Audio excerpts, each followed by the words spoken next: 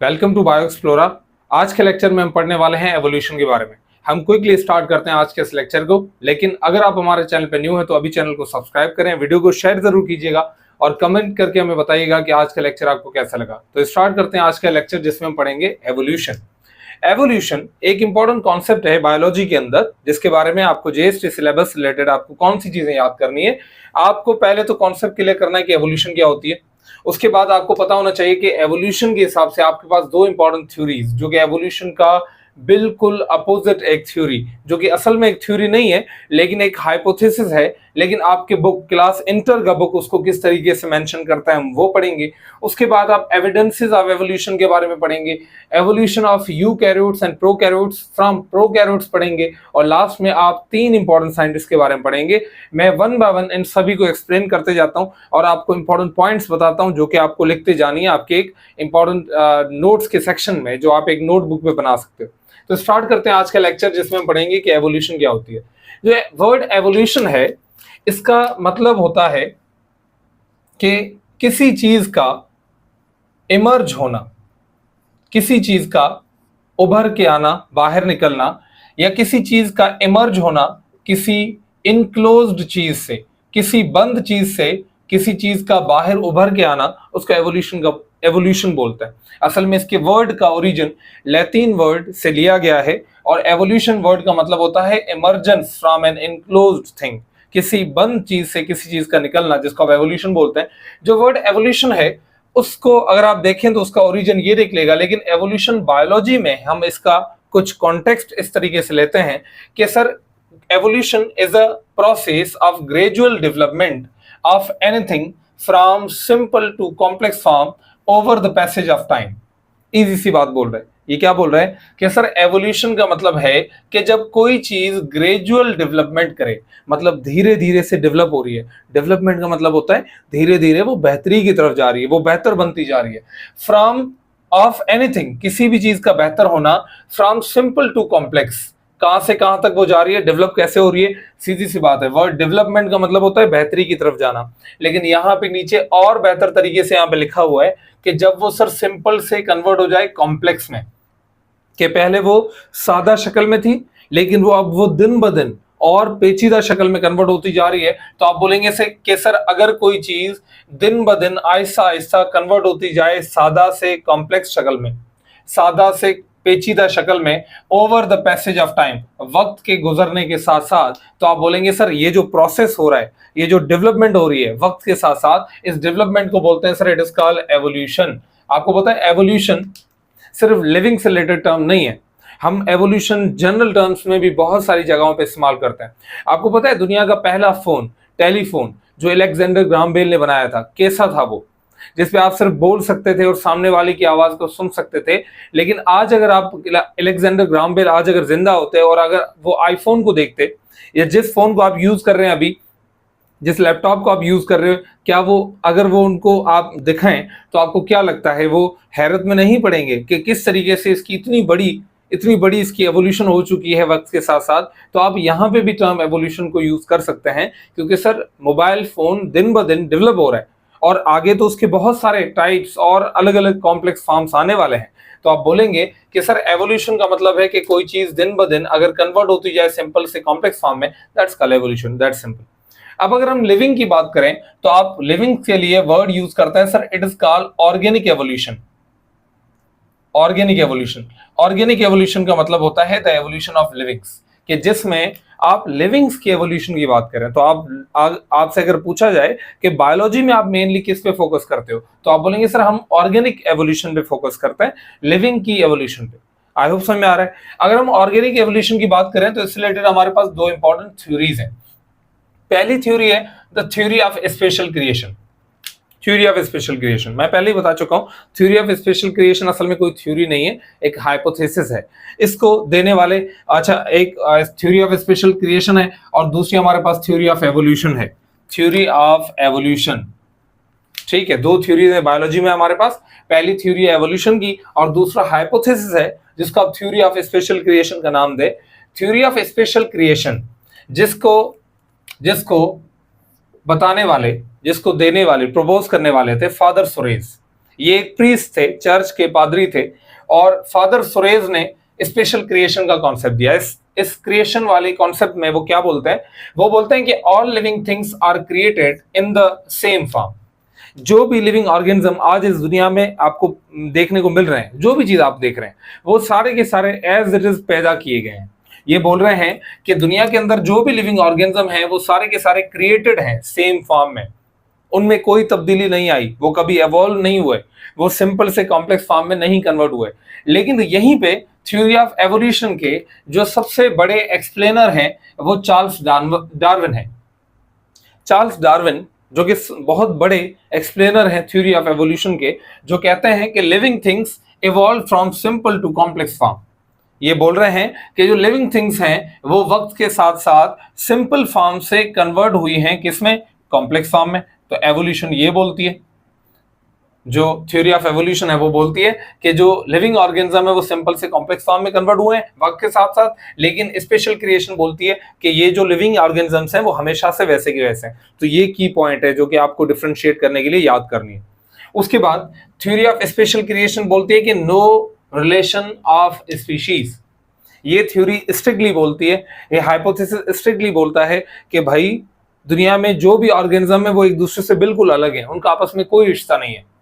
किसी भी बिल्ली का शेर के साथ कोई रिश्ता नहीं है, हनी बी का मच्छर के साथ कोई रिलेशन नहीं है, बंदर का इंसान के साथ रिलेशन नहीं है। वो बोलते हैं कि बिल्कुल अलग स्पीशीज हैं सभी। ये सारी थ्योरी ऑफ स्पेशल क्रिएशन बोलती है।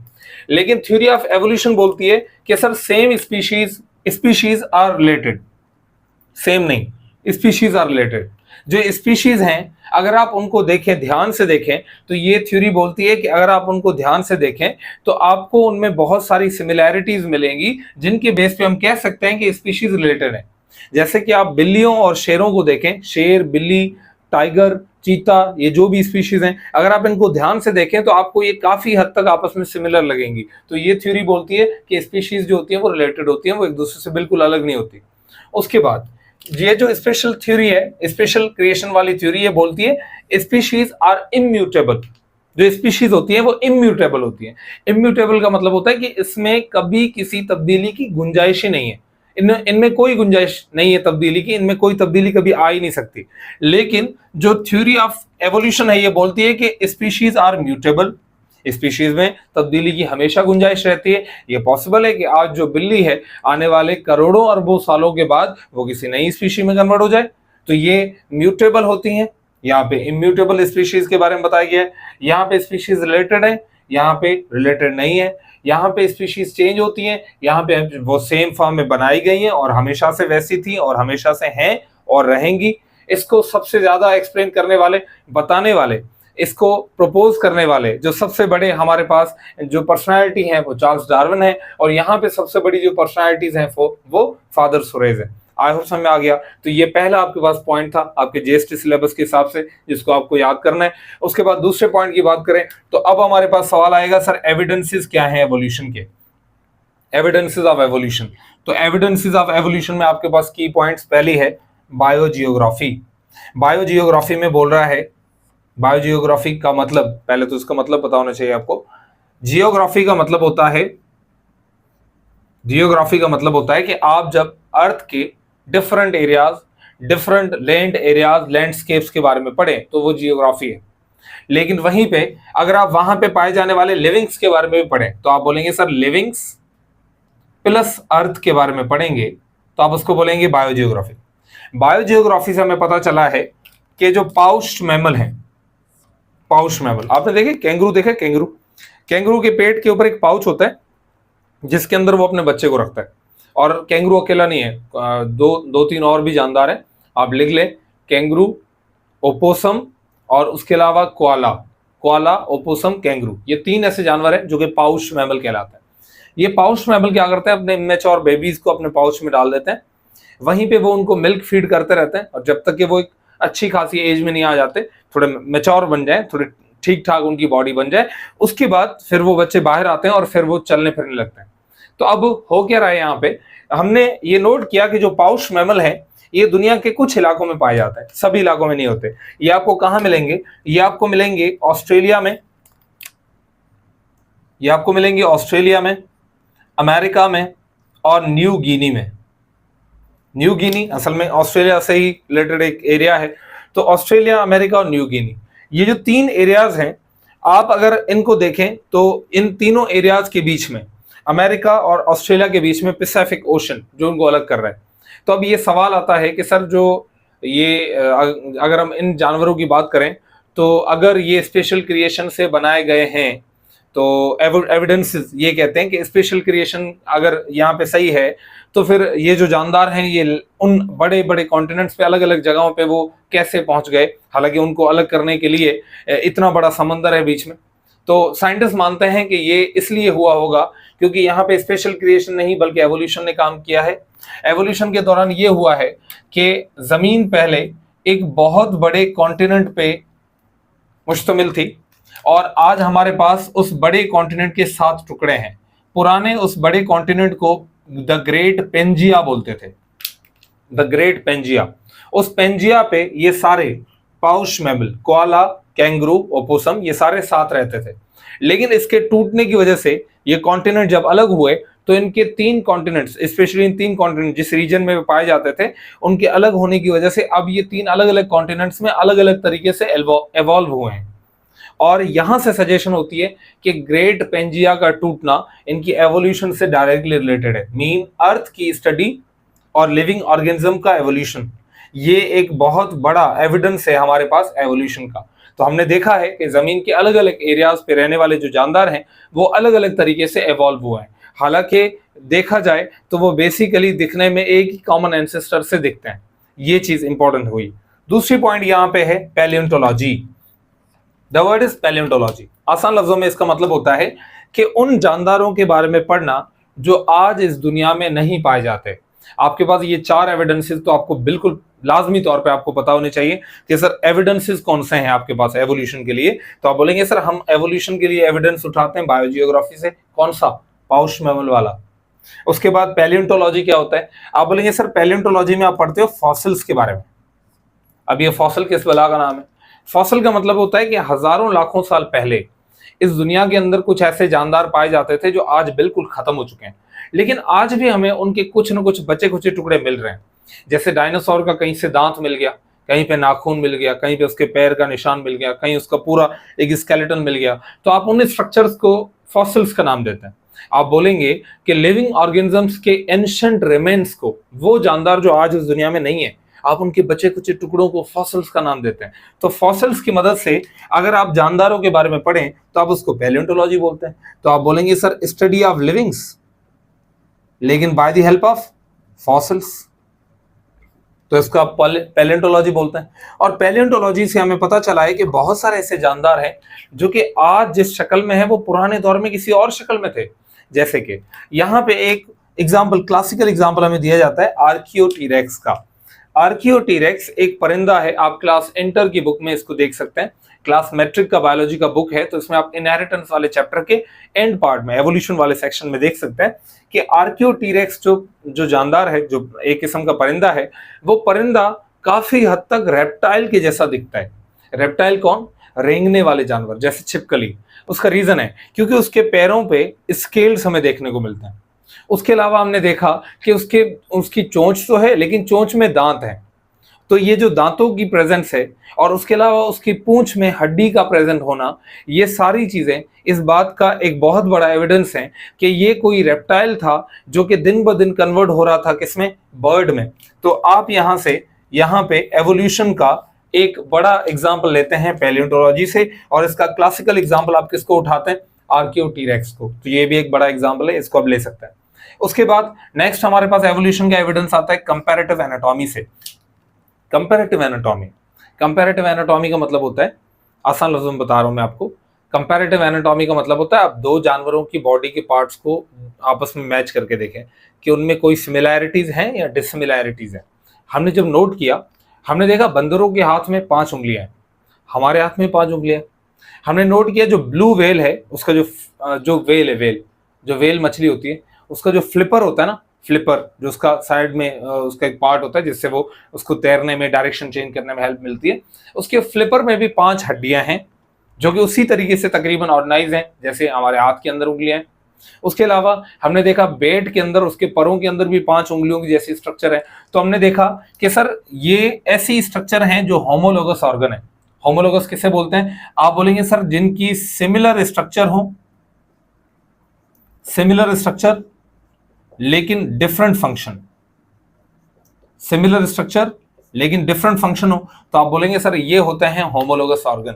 कौन से ऑर्गन होता है? होमोलोगस। और आपको पता है होमोलोगस ऑर्गन एवोल्यूशन का बहुत बड़ा एविडेंस है।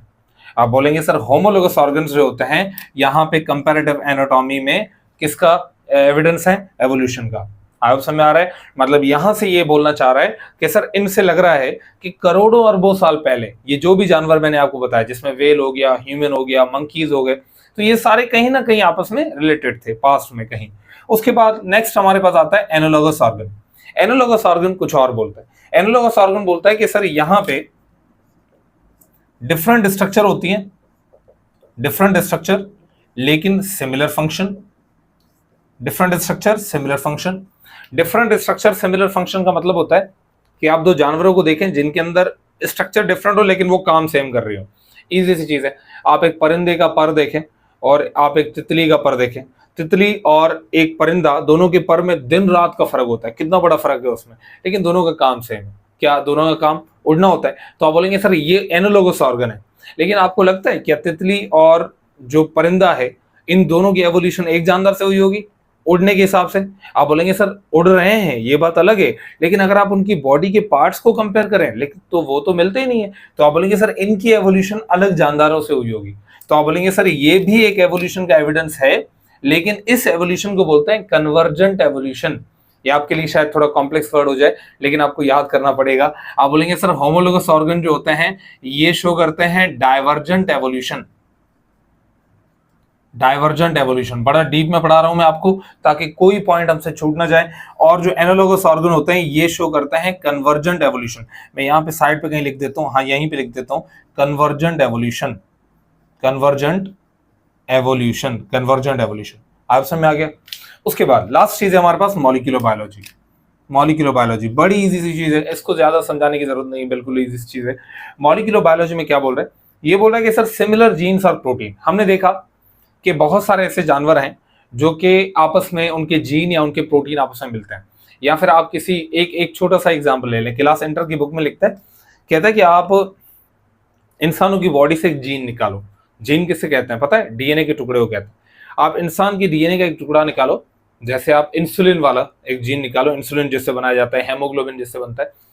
आपने वो जीन निकाला और वो जीन निकाल के बैक्टीरिया के अंदर डाला और वो बैक्टीरिया उससे हेमोग्लोबिन बना के दे रहा है आपको। कितनी हैरानकुन बात है कि इंसान की बॉडी का डीएनए वो बैक्टीरिया प्रोसेस करके उसको यूज करके दिखा रहा है। तो ये कह रहा है कि ये सर मॉलिक्यूलर बायोलॉजी में एक एविडेंस है। क्यों एविडेंस है? इसका मतलब है कि इंसान के जीन्स को प्रोसेस करके प्रोटीन बनाने का जो प्रोग्रामिंग है, जो मशीनरी है, वो ऑलरेडी बैक्टीरिया के पास मौजूद है। तो आप बोलेंगे सर ये भी एक एविडेंस के तौर पे लिया जाता है एवोल्यूशन में। आयो समझ में आ रहा है? तो एविडेंसेस ऑफ एवोल्यूशन हो गया, एवोल्यूशन की बुनियादी कॉन्सेप्ट हो गया, एवोल्यूशन किसे कहते हैं ये भी हो गया, और बाकी ये बिल्कुल ईजी सी चीज है। मैं यहाँ पे की पॉइंट्स आपको बताता हूँ। उसके बाद है हमारे पास evolution of eukaryotes from prokaryotes. आपसे एक सिंपल सा सवाल है मेरे पास कि दुनिया में पहले कौन सा सेल आया होगा? अगर आप एवोल्यूशन को देखें, एवोल्यूशन को, दुनिया में पहला कौन सा सेल आएगा, बैक्टीरिया का या इंसान का?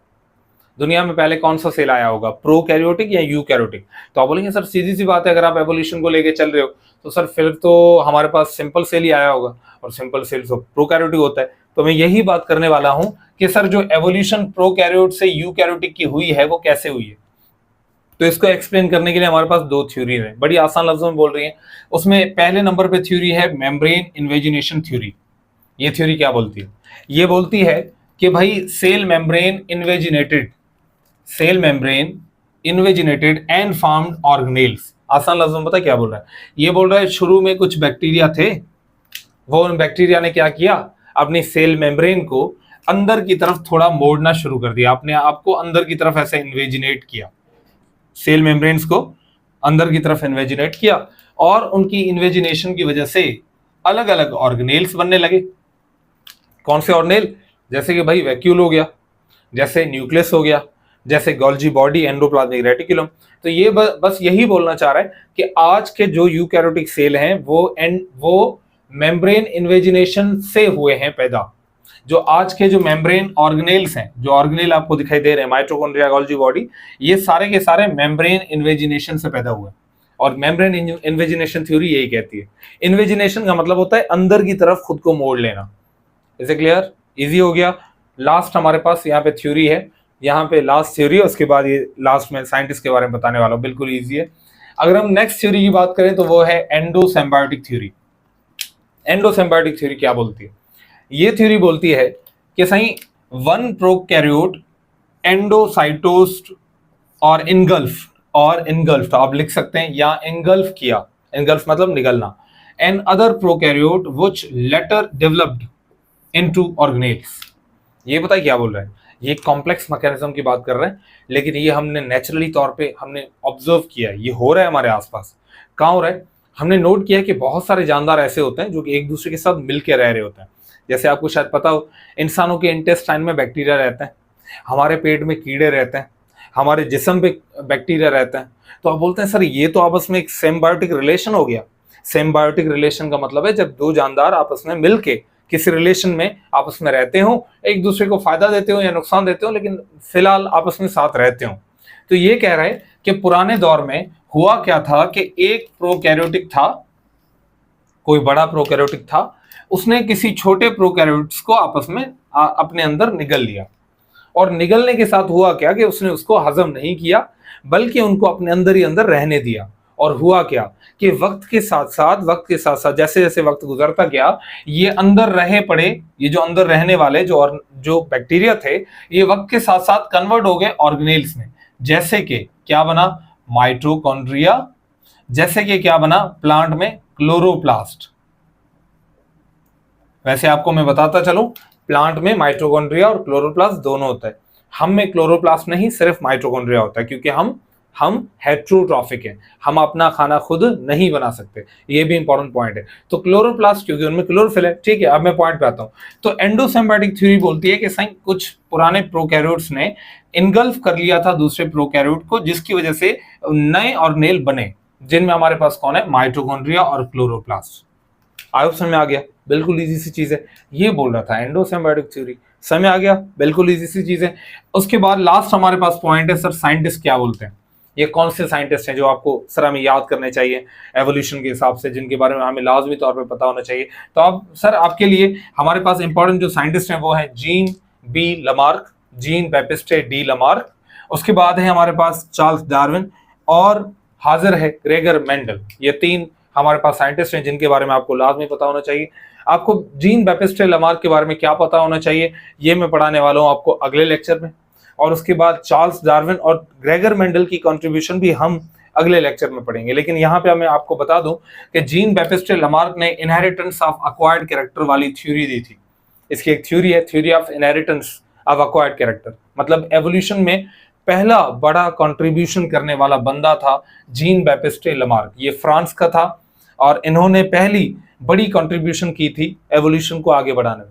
उसके बाद चार्ल्स डार्विन, जिन्होंने थ्योरी दी थी the theory of natural selection. Theory of natural selection अगर देखा जाए तो मॉडर्न जो भी हमारे पास थ्योरी ऑफ एवोल्यूशन है वो सारी बेस्ड है चार्ल्स डार्विन की थ्योरी पे। आप समझ आ रहे हैं? मतलब हम कह लें कि इसी की थ्योरी चल रही है आज। उसके बाद हमारे पास आता है ग्रेगर मेंडल, और इन्होंने दिया, इनको हम कहते हैं फादर ऑफ जेनेटिक्स, जीनियात का फादर, क्योंकि इन्होंने इनहेरिटेंस के लॉज को डिस्कवर किया और इन्होंने इनहेरिटेंस के लॉज को प्रपोज किया, बताया। और उसके अलावा इन्होंने इनहेरिटेंस के लॉज के बारे में हमें बताने के साथ साथ वो किस तरीके से अप्लाई होते हैं एवोल्यूशन में, ये भी बताया। आई होप समझ में आ रहा है आपको? तो आज का लेक्चर था जिसके अंदर हमने ये की इंपॉर्टेंट पॉइंट्स हमने पढ़े। मिलते हैं नए लेक्चर में एक नए टॉपिक के साथ। Thank you.